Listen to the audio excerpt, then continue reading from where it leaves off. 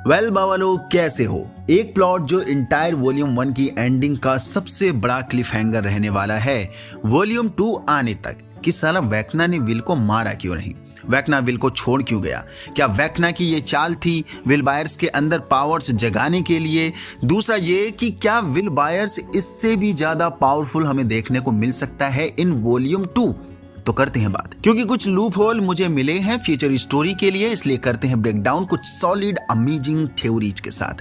बाकी क्या करना है, शुरू करने से पहले वीडियो को लाइक करना है, नए लोग काम पसंद आने पर चैनल को सब्सक्राइब जरूर करना। आप सब्सक्राइब नहीं करते बाबा, प्लीज किया करो, क्योंकि वॉल्यूम 2 आने तक हम हर दिन सॉलिड ब्रेकडाउन करने वाले हैं। मेरे पास बहुत मटेरियल है स्टेंसिंग यूनिवर्स को लेकर, इसलिए सपोर्ट भरपूर बनाए रखो अगर आपको ऐसे ही थ्योरी चाहिए तब। हमने देखा कि वेक्ना विल को अपनी पावर से हवा में लटका के अपने पास लाता है, उसे ये बताता है कि मैं इन 12 बच्चों से एक नई दुनिया बनाने वाला हूं, क्योंकि ये बच्चे कमजोर हैं जस्ट लाइक यू। इन्हें तोड़ना, इन्हें रीसेप करना उतना ही आसान है जैसे तेरे साथ किया था मैंने। और भी ज्ञान की 2-4 बातें खोदता है एंड तुरंत विल को छोड़कर भाग जाता है। And in that moment I felt कि साला वेक्ना को कोई कंट्रोल कर रहा है क्या, क्योंकि प्रिटेंड ऐसा हुआ कि सडनली किसी ने कमांड किया वेक्ना को कि हटना, क्या ज्ञान दे रहा है, अपना काम हो गया, हमें 12 बच्चे चाहिए थे, हमें वो मिल गए एंड चल अब वापस आ जाए। And then Vecna gone. देखो कल वाली वीडियो जिसने देखी है उसे समझ में आ रहा होगा कि मैं ये वेक्ना का कंट्रोल वाली बातें क्यों कर रहा हूँ, क्योंकि 1959 में वेक्ना के अंदर माइंड फ्लेयर के पार्टिकल्स आ गए थे एंड तभी से माइंड फ्लेयर ने उसे होस्ट बना रखा है। ऑल्सो कल वाली वीडियो में हमने डिटेल्ड डिस्कशन किया था कि माइंड फ्लेयर किस हद तक हेनरी उर्फ वेक्ना के ऊपर हावी था या है, जो कि हम ये भी थ्योरी पर बात कर चुके हैं कि वेक्ना को कहीं ना कहीं माइंड फ्लेयर कंट्रोल करता है। ऑल्सो इस कहानी का मेन विलेन खुद वेक्ना नहीं है, बल्कि माइंड फ्लेयर असली विलेन निकल सकता है एट द एंड, या फिर इसके अलावा कोई और भी मेन विलेन निकल सकता है। फिलहाल माइंड फ्लेयर ही शक के दायरे में है, दैट्स वाई इसी को हम मान रहे हैं। And may be eight the and वेक्ना ने विल को इसलिए छोड़ा क्योंकि माइंड फ्लेयर को अब विल से कोई मतलब है नहीं, उसका काम जिस चीज से चल रहा है वो सब उसे मिल चुका है। तो एक तो ये सिंपल रीजन हो सकता है विल को वेक्ना को छोड़कर जाने का, क्योंकि उसे 12 बच्चे चाहिए थे, वो मिल गए, अब उन्हें वो अपनी फौज में शामिल करेगा एंड नई पावर बना के नया इस्तेमाल करेगा। दूसरा रीजन ये हो सकता है कि वेक्ना ने जानबूझ के विल को छोड़ा। वेक्ना का असली पर्पस यही होगा कि मैं विल को इंस्टिगेट करूंगा एंड जो एक्सपेरिमेंट मैं करने जा रहा हूं उन 12 बच्चों के साथ, जिसका पहला एक्सपेरिमेंट विल ही था, क्या मेरा प्रोडक्ट में वो दम है जिसके लिए मैं ये सारे एफर्ट्स मार रहा हूं। And yes, eight the and will में वो पावर देखने को मिली जिसके लिए वेक्ना ने विल के अंदर वो पार्टिकल्स डाले थे स्टार्टिंग में ही, जो कि मैं अब ये मान के चल रहा हूं कि वो सारे पार्टिकल्स माइंड फ्लेयर के ही होंगे, एक हिसाब से सीड टाइप, क्योंकि वेक्ना को विल कभी भी अकेले नहीं मिल पाया इतने टाइम के लिए जब से वो अपसाइड डाउन में गया था, जैसा वॉल्यूम 1 के एंड में विल को वेक्ना मिला है अच्छे खासे टाइम के लिए। हमेशा विल को प्रोटेक्ट करके रखा जाता था अभी तक। या फिर ये भी हो सकता है कि वेक्ना ने सीक्रेटली कोई ऐसा ट्रिगर पॉइंट फीड अप कर दिया विल के अंदर इन्हीं बातचीत के दौरान, एट द एंड उसके बाद हमें विल काफी पावरफुल देखने को मिला। एंड यहाँ इस मोमेंट के बाद हमें कुछ ऐसा भी देखने को मिल सकता है कि माइंड फ्लेयर अब विल को भी कंट्रोल करेगा इन फ्यूचर, यानी वॉल्यूम 2 में, जस्ट लाइक वेक्ना। और वेक्ना एंड विल दोनों को ही अपने कठपुतली बनाकर अपने मंसूबों को पूरा करवाएगा माइंड फ्लेयर। एंड मैं ऐसा क्यों बोल रहा हूं कि दोनों को ही कंट्रोल कर सकता है, इसका जवाब तुम्हें आगे वीडियो में मिल जाएगा माइंड फ्लेयर से रिलेटेड। एंड यहाँ मे बी विल के अंदर एक ऐसी स्पेशलिटी होगी कि विल को शायद माइंड फ्लेयर अपने इशारों पर नहीं नचा पाएगा जैसे वेक्ना को वो अपने इशारों पर नचाता है। एंड विल को छोड़ने के पीछे थर्ड रीजन ये भी हो सकता है कि ना माइंड फ्लेयर को विल के बारे में पता है और ना ही वेक्ना को विल के बारे में पता है, यानी उसकी पावर के बारे में। एंड क्योंकि विल एक खोटा सिक्का के रूप में ट्रीट करा गया है अभी तक, जिसकी वजह से खुद विल का भी सेल्फ स्टीम लो रहता था अभी तक, बट रॉबिन के मिलने के बाद रॉबिन ने विल को एहसास कराया कि जो भी फुलफिलनेस है वो तो सब हमारे अंदर ही होती है, परफेक्शन दुनिया में नहीं ढूंढी जाती बल्कि अपने अंदर ही ढूंढी जाती है। एंड एट द एंड हमने देखा भी रॉबिन के वर्ड विल के माइंड में घूम रहे थे, गूंज रहे थे। उसके बाद वो फ्लैशबैक में गया, कौन, अपना विल। उसने खुद का अपना बचपन का वो रूप देखा जब उसे किसी की परवाह नहीं होती थी, वो खुद को विल द विजार्ड समझता था। उसका खुद का कासल था जिसे कासल बायर्स कहा गया।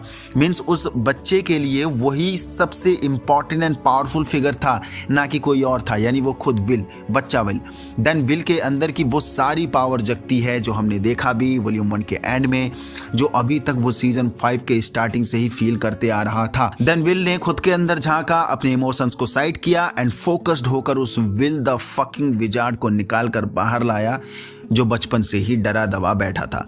बट ये सारी चीजें अभी तक जो विल को सभी अंडर एस्टिमेट करते आ रहे थे, खोटे सिक्के की तरह देखते आ रहे थे, उसे प्रोटेक्ट करते आ रहे थे, maybe mind flayer and Vecna भी यहाँ चूक गए, क्योंकि ये लोग भी उसे निकम्मा ही समझ के यूं ही छोड़ दिया कि इसे मार के भी क्या फायदा होगा। एंड एट द एंड ये एंगल होगा कि क्यों ही अब फालतू का टाइम इस पे हम बर्बाद करें, सो इसे छोड़ो और चलो ये वाला है। एंड नाउ अब बात करते हैं विल की पावर्स के लिए। यस, ये पॉसिबल हो पाया क्योंकि विल के अंदर वेकना ने स्टार्टिंग में ही माइंड फ्लेयर के पार्टिकल्स फीड अप कर दिए थे। बट सीजन 2 में हमने ये भी देखा था कि विल के अंदर पूरा माइंड फ्लेयर घुस जाता है और काफ़ी लंबे समय तक उसे होस्ट बना के रखता है, यानी माइंड फ्लेयर। तो उस हिसाब से विल के अंदर डबल माइंड फ्लेयर की ताकत फीडअप हो गई है। बट वही बात कि विल को कभी ऐसा मोमेंट नहीं दिया गया जिससे वो खुद के अंदर झांक कर इस ताकत का इस्तेमाल कर सके। एंड वॉल्यूम 1 की एंडिंग में विल को वो मोमेंट मिला जब उसे एहसास करा दिया गया कि वो हाई माइंड के थ्रू सभी क्रिएचर से कनेक्ट है और सामने तेरे चाहने वाले क्लोज पर्सन्स हैं, बचा कैसे बचाएगा इन सभी की जान को, वरना डेमोगोर्गन्स जा चुके थे। लेकिन वेकना के जाने के बाद दोबारा से डेमोगोर्गन्स आए, जैसे वो विल को टेस्ट करना चाह रहे थे। सो देखा जाए तो ये पावर विल को माइंड फ्लेयर के पार्टिकल की वजह से आई है, जो सेम केस हमने हेनरी क्रील में भी देखा था। उसके अंदर भी माइंड फ्लेयर के पार्टिकल्स आए एंड वो हमें इतना पावरफुल देखने को मिल रहा है एट द एंड। तो विल बायर्स 11 एंड काली की तरह हेनरी के ब्लड से बनाया गया एक्सपेरिमेंट का टेस्ट नहीं है, वो ओरिजिनली माइंड फ्लेयर से बनाया गया, यानी उसकी पावर। दैट्स वाई विल की आंख भी वेकना की तरह वाइट हो जाती है जब वो पावर का इस्तेमाल कर रहा है। ऑल्सो वो सभी डेमोगोर्गन्स को कंट्रोल भी कर रहा है जैसे वेकना करता है। तो देखा जाए तो ultimate final boss mind flayer है, उसी की देन की वजह से विल एंड वेकना दोनों में पावर आई है। अब ये चीज़ देखने लायक होगी कि विल ज़्यादा पावरफुल है या फिर वेकना ज़्यादा पावरफुल है, क्योंकि विल के अंदर 2 बार माइंड फ्लेयर के पार्टिकल्स आए हैं एंड दोनों ही टाइम विल की बॉडी ने माइंड फ्लेयर के साथ इंटरेक्ट किया होगा, यानी उसकी बॉडी ने ऑल्सो बिना साइड इफेक्ट के माइंड फ्लेयर को अपने अंदर रखा भी है अभी तक, जो हम देखते आए थे।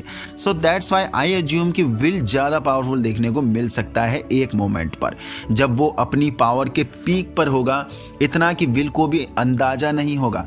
बट ऐसा करने पर थ्रेट ये भी हो सकता है कि विल की खुद की भी जान जा सकती है एक्सट्रीम पावर इस्तेमाल करने पर, क्योंकि विल नौसिखिया है तो उसे कंट्रोल करना इतना जल्दी आएगा नहीं इस पावर को। तो अभी तक ये सारी बातें हमने डिस्कस कर ली, कौन ज़्यादा पावरफुल है, कौन कितना पावरफुल हो सकता है, विल या फिर वेकना, और विल के अंदर कैसे पावर आई। बट अब मुद्दा ये आता है कि अगर अल्टीमेट बॉस माइंड फ्लेयर है तो कौन हराएगा माइंड फ्लेयर को, क्योंकि बहुत पावरफुल है माइंड फ्लेयर। देखो, आई एज्यूम कि यहाँ सिर्फ विल बायर्स ही वो बंदा होगा या हो सकता है जो माइंड फ्लेयर को डिस्ट्रॉय करेगा, मार पाएगा।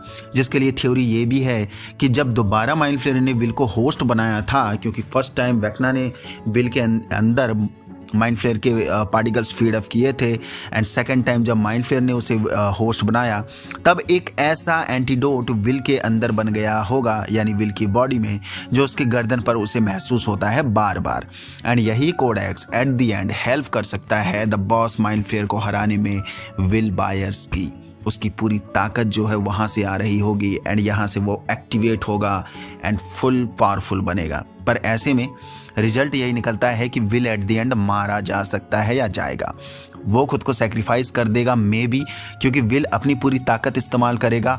ऑल्सो माइंड फ्लेयर से कनेक्टेड जितने भी बंदे होंगे वो सब भी मारे जा सकते हैं, जो कि विल भी उन्हीं में से एक है। एंड ये सब एक थ्योरी है जो कि गलत भी हो सकती है। अगर तुम्हें इस थ्योरी में थोड़ा भी लॉजिक लगता है तो जरूर अप्रिशिएट करना नीचे कमेंट बॉक्स पर। बाकी इन्हीं थ्योरी के बेस पर तुम्हारा भी कुछ दिमाग में बातें आई होंगी जिसके बेस पर तुम भी कुछ न्यू थ्योरी बना सकते हो। तो यस, अगर कुछ इसके बाद भी तुम्हारे दिमाग में चल रहा है तो तुम्हारे ओपिनियंस जरूर कमेंट बॉक्स पर बता कर जाना। मे बी यहाँ से हम कुछ और न्यू चीज़ें फाइंड आउट कर जाएं for the future story. Will कैसे मार सकता है माइंड फ्लेयर को, और वेकना को भी कैसे मार सकता है, कैसे हरा सकता है, क्या विल ही अल्टीमेट बॉस होगा, वगैरह वगैरह। तो ये थी विल बायर्स को लेकर थ्योरी, उसकी पावर्स के लिए उसे क्यों छोड़ा गया and eight the and will इतना पावरफुल होगा, उस पर भी हमने डिस्कस किया है। तो यहाँ तक पहुंच गए हो तो आपको वीडियो पसंद आई है, पसंद आए तो लाइक कर दीजिए, नहीं हो तो चैनल को सब्सक्राइब कर दीजिए।